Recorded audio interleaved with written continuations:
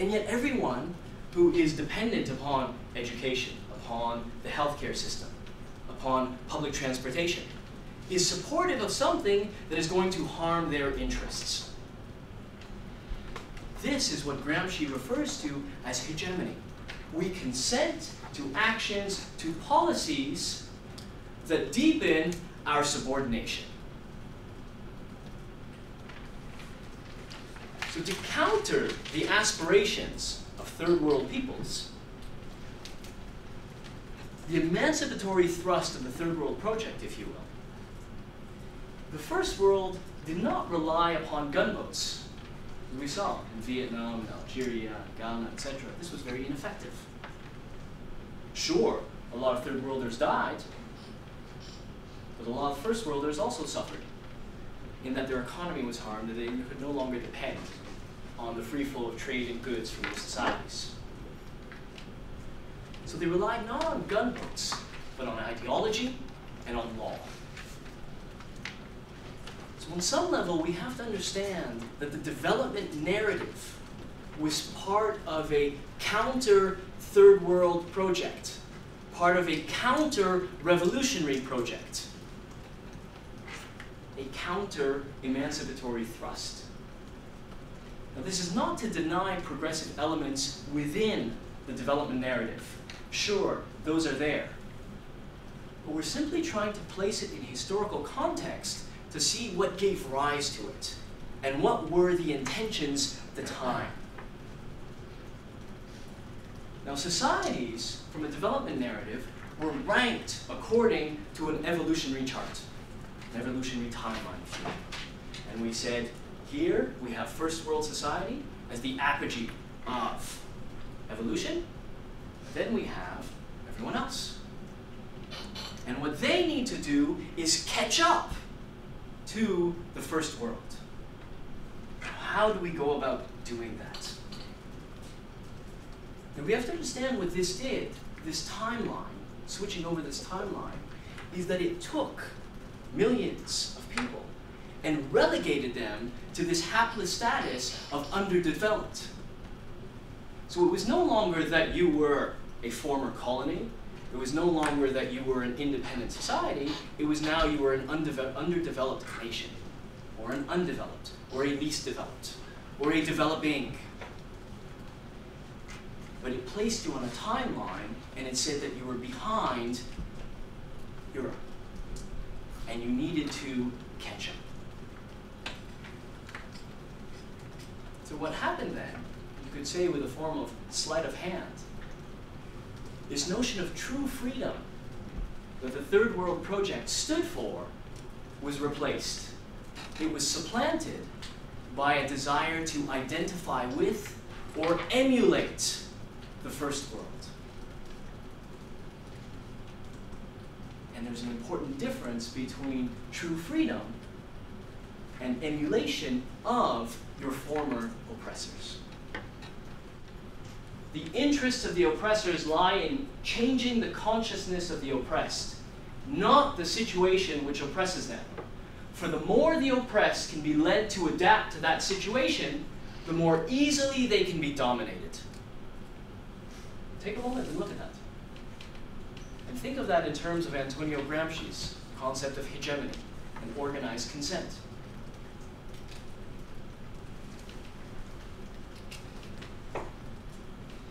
When we constructed this evolutionary timeline and related it to development, what we left out was how first world development occurred.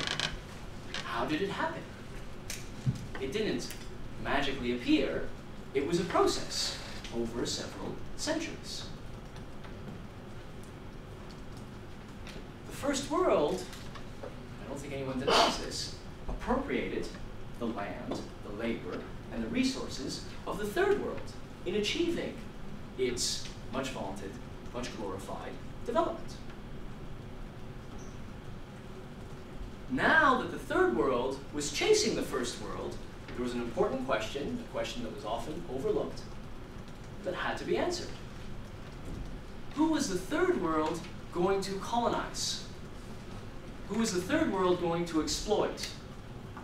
which land was the third world going to thieve, to plunder, to achieve the development that had been achieved by the first world based on a colonial model?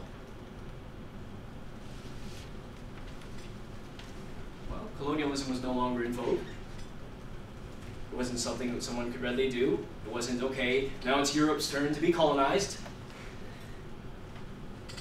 So we had to look to something else. And this brings us to law and development. So law and development provided an answer. Not the answer, but an answer. One answer is a way to deal with the third world's underdeveloped status. This status, we have to understand, I'm thinking of Gramsci once again, was now accepted by third world peoples, particularly third world elites. They recognize themselves as underdeveloped and requiring first world guidance to achieve development. So the problem with third world societies was no longer their history of colonization. It was no longer their technological dependence upon the first world. It was no longer the overwhelming production of primary products with very little added value. That was not the problem. The problem was their pre-modern legal institutions. And so we needed to reform their legal institutions so as to reform those societies. Absence of rule of law, corruption, bureaucracy, bad governance. These were the problems of third world societies. And by reforming legal institutions, we would promote investor confidence. By promoting investor confidence, we would promote development. If you build it, they will come. Now let's be clear that by now the third world project is in ashes, and there's no longer any talk about true freedom. There is talk about economic growth, GDP growth. Be aware, thinking of your reading by Trubeck, be aware that law and development is always tied to a social vision. Which social vision we choose to champion is irrelevant. It doesn't really matter which one. But there is a social vision, and from that social vision, we proceed into crafting the law that is going to facilitate our movement towards that goal. It doesn't happen the other way around. This brings us back to Gramsci again.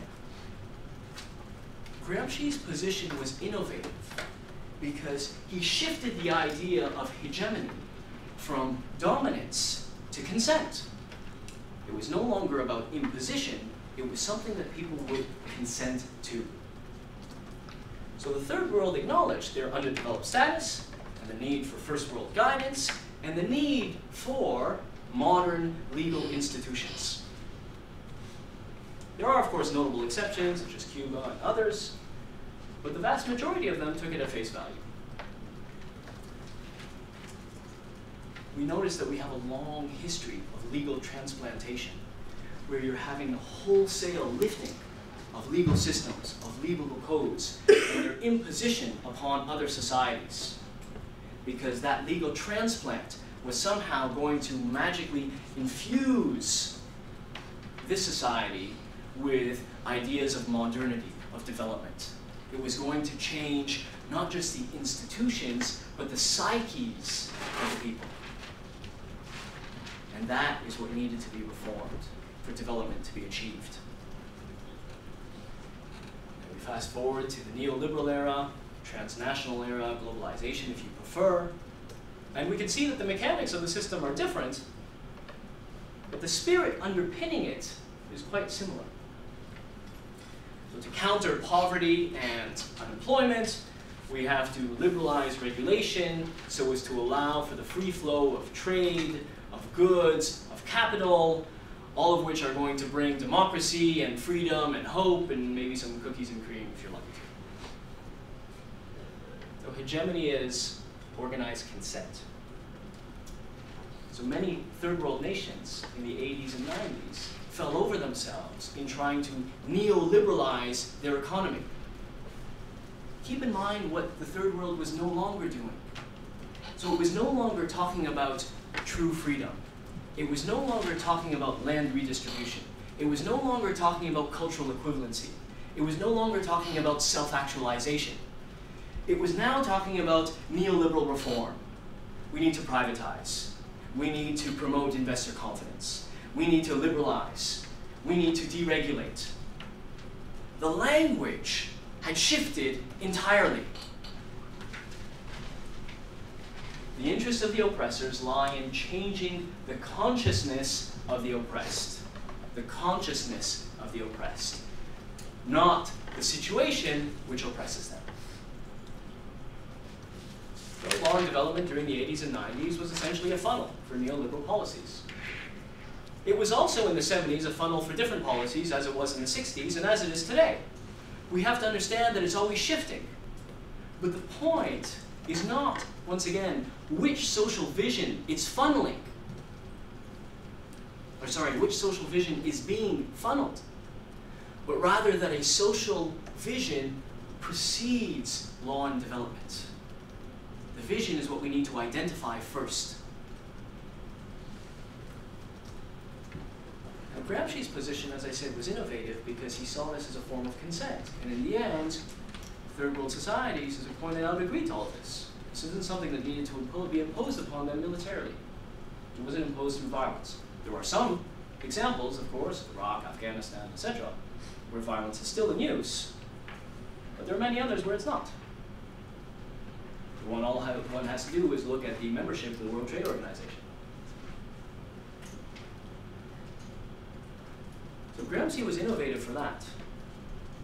Hegemony is about organized consent. But he was also innovative because of how he looked at emancipation.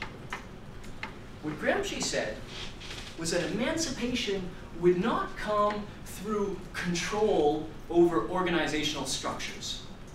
It would not come through control over governmental structures, over industry. Not that. He says it would come via an ethical revolution. To him, emancipation was tied to ethics. And that's really the point that I'd like to conclude on today. It may seem a little peculiar, but I hope you bear with me. What are ethics? Well, ethics are moral principles. You can think of a code of conduct, rules of conduct. And these principles are meant to guide both individual and collective behavior. So we have certain ethics within New Zealand society, and those don't just influence one person, the second person, and a third. Sure, individuals have different morals, but there is an overwhelming ethical consciousness within New Zealand society. And that determines what we think is acceptable and what is not. Now, ethical codes or ethical references can be controversial. We look at the common law and what's known as the doctrine of prime necessity. So we have the common law here in New Zealand as a result of colonization by the British. The common law exists in many other countries, particularly the Commonwealth, countries of the Commonwealth.